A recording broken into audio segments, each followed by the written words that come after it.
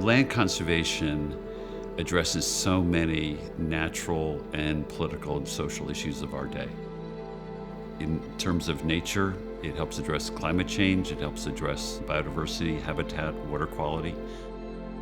In terms of our society, it provides access and a measure of equal benefit and social justice. And in terms of the politics, it's something that tends to solve problems and unify people.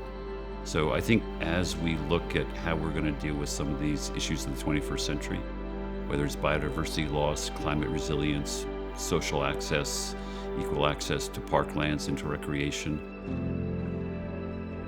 land conservation is at the root of all those things. When I joined in 1992, OSI had a staff of 5, and I think we'd protected 30,000 acres, most of it in the Hudson Highlands and the Catskills. Now that I've been around 31 years with the help of any number of really talented, skilled, and committed people, we've protected close to 2.5 million acres. We've expanded 615 parks, recreation areas, or public forests. We have a staff now of about 75 people and a budget that has grown from $1 million a year to $65 million a year.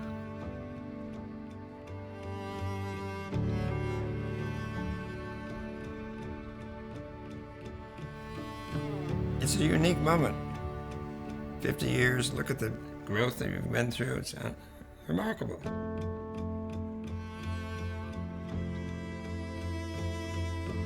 OSI has the capacity to gather together the collection of issues that matter and bring them all to the table. I think we really are unique in our ability to take on big challenges and get them done. You know, we were an idea that was just waiting to blossom. We weren't alone. I mean, there was a community of wonderful, supportive people who believed in what we believed in. The beauty of OSI was we were able to attract very talented people. It took off.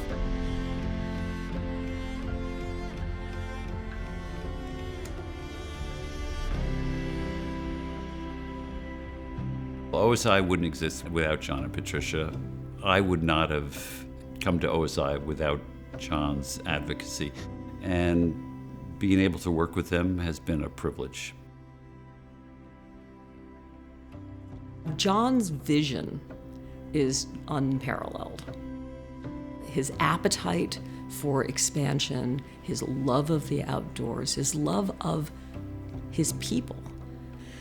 Patricia, I think, similarly, she's the gardener who watches the plants grow and feeds us all of the vitamins that we need to thrive.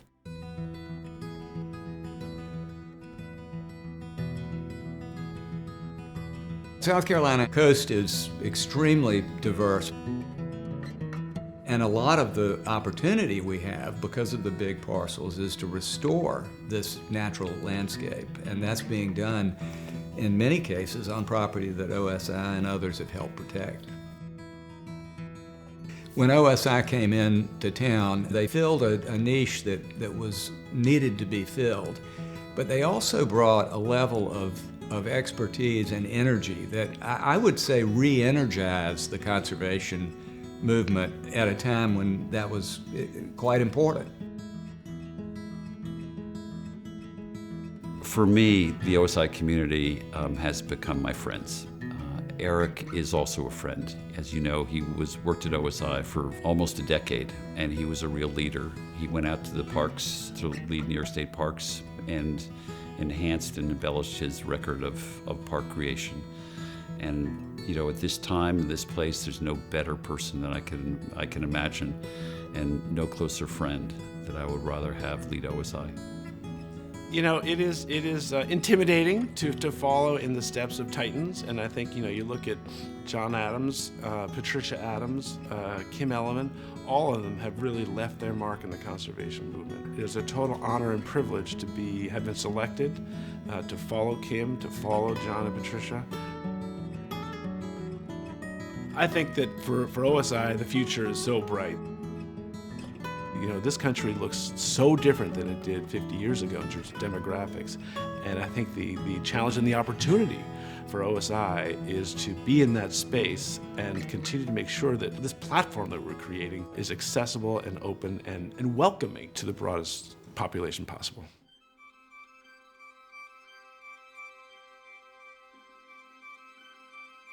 I think I speak for thousands of people in the Hudson Valley when I thank OSI for pouring gold upon us in the form of hundreds of millions of dollars of investments in the purchase of land, of open space, of building trails.